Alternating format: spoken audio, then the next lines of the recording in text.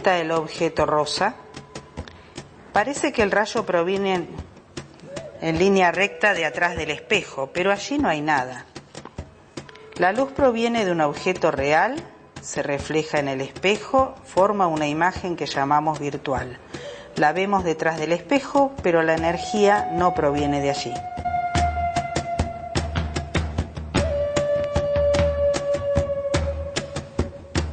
¿Puedo ver la reflexión de un objeto si no está enfrentado al espejo?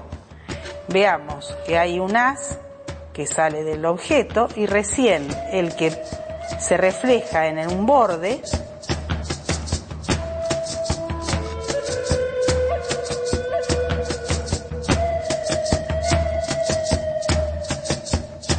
¿Dónde me parece que está la imagen del objeto? Tratamos de ubicar otro palillo del otro lado del espejo de modo que lo veamos alineado con el objeto. Si nos movemos lateralmente, la imagen del espejo y el objeto detrás siguen alineados. Si lo colocamos en otra posición, vemos que la punta del palillo aparece desplazada respecto de la imagen. La imagen del palillo en el espejo está incompleta porque el espejo no alcanza a reflejar su punta.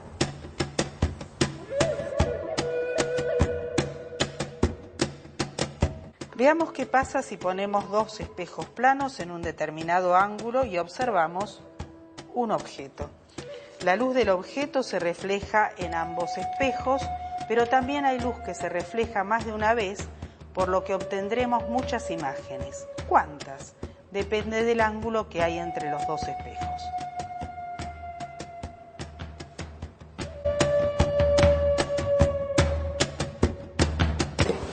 Y si tenemos tres espejos, lo que formamos es un calidoscopio.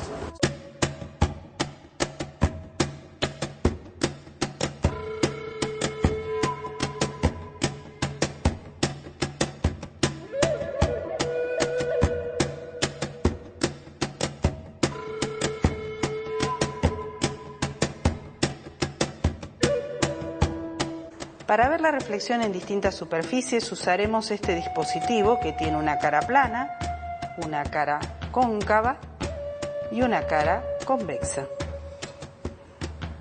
Comencemos con la cara plana. Observamos que siempre el ángulo del haz incidente es igual al ángulo del haz reflejado. Además, rayo incidente normal a la superficie y rayo reflejado se encuentran en el mismo plano. Esto constituye la ley de la reflexión. Si hacemos incidir un haz de rayos paralelos, el haz de rayos reflejado también es paralelo, dado que las normales a las superficies en los puntos de incidencia son todas paralelas. Ponemos un espejo cóncavo. Si bien cada rayo sigue cumpliendo la ley de la reflexión en cada punto de incidencia respecto a la normal a la superficie, si iluminamos con un haz paralelo, el haz reflejado ya no es paralelo y los rayos se cortan en un punto que constituye una imagen real. Allí hay concentración de energía. Pero si el haz incidente está muy inclinado respecto del eje principal, los rayos no se cortan todos en un punto.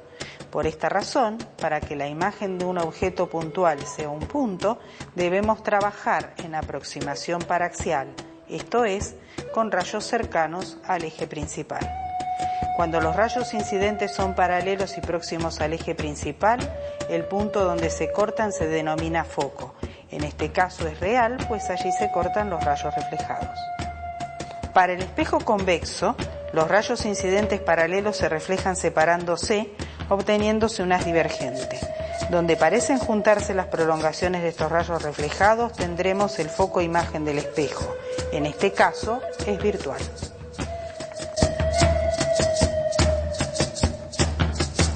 Si ahora la refracción se produce en dos caras paralelas, tenemos en realidad dos refracciones, una entre el aire y el vidrio y otra entre el vidrio y el aire. Observamos que en este caso el haz de salida es paralelo al haz de entrada, pero su dirección está desplazada.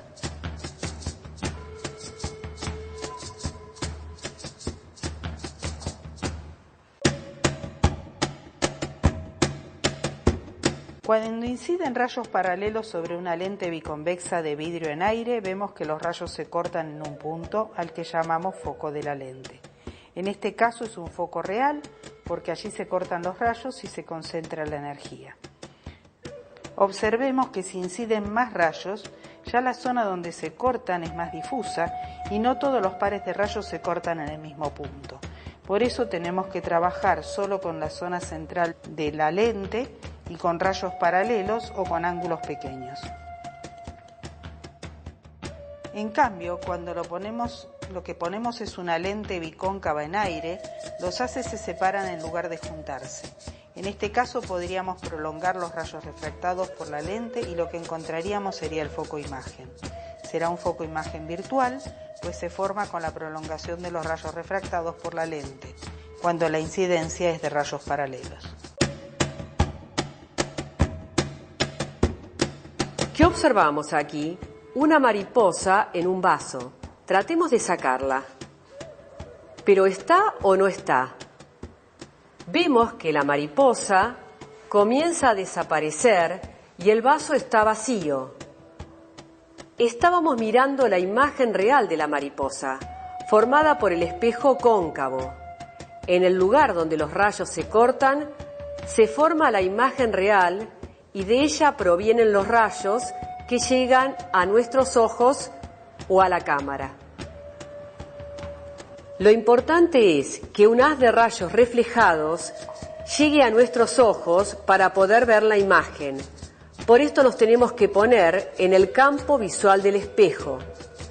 Observemos también que el hecho que se forme una imagen real no indica que esta imagen puede tocarse.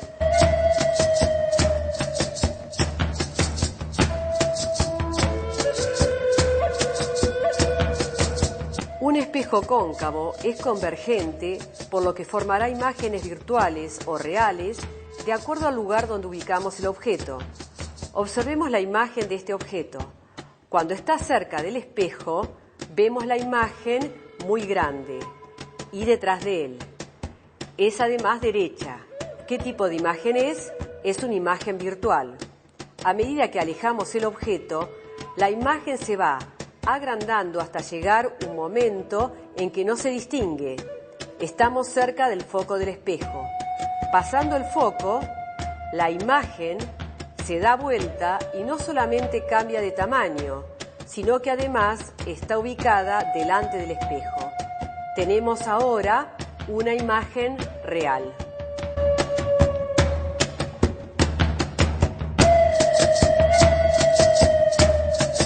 Veamos ahora este dispositivo. Tratemos de tomar la bolita que está arriba. ¿Por qué no podemos? Abrimos y vemos que el objeto está en el vértice de uno de los espejos. Vemos que en realidad tenemos dos espejos cóncavos de igual radio y la bolita está apoyada en el vértice de uno de ellos. Es una imagen formada por dos espejos cóncavos. ¿Qué tipo de imagen es? ¿Y a qué distancia tienen que estar los espejos entre sí? Si tenemos entonces dos espejos cóncavos de igual radio y que están ubicados entre sí a una distancia igual a la distancia focal, ¿dónde obtenemos la imagen de un objeto que está posicionado en el vértice de uno de los espejos? ¿Y por qué? Vamos entonces a responder esta cuestión en forma constructiva. Es decir, supongamos tener un espejo cóncavo, que lo vamos a llamar 1, y un objeto que está ubicado en el foco de este espejo. Entonces, dos rayos que pasan por el foco resulta que se reflejan en forma paralela al eje principal.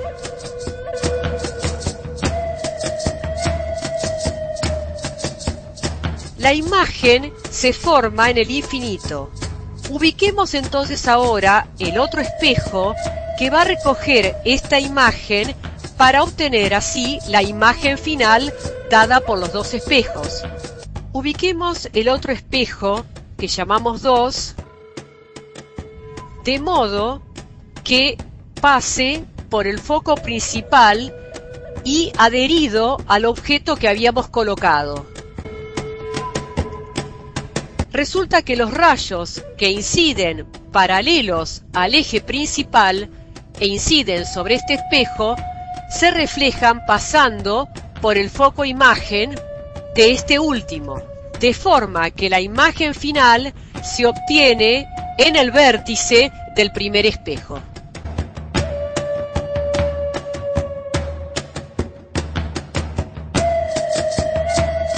Si un rayo luminoso proviene ahora desde el agua y se refracta hacia el aire, es decir, proviene de un medio de mayor índice a otro de menor índice, resulta que ya no se va a refractar bajo cualquier ángulo. Es decir, superando el ángulo límite, resulta que la luz se refleja totalmente.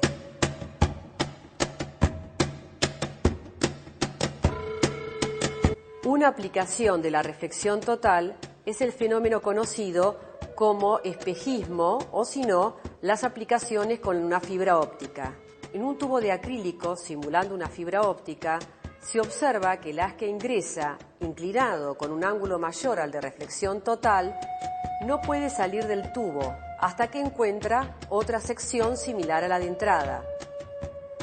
Lo mismo también podemos hacer con una varilla más fina que el acrílico. En rigor, una fibra óptica consta de un núcleo central con alto índice de refracción, rodeada por un material de menor índice de refracción. En su interior, la luz se va reflejando contra las paredes en ángulos muy abiertos, en reflexión total, de tal forma que prácticamente avanza por su centro. De este modo se pueden guiar las señales electromagnéticas sin pérdidas por largas distancias. Las aplicaciones más importantes de las fibras ópticas las encontramos en medicina y telecomunicaciones.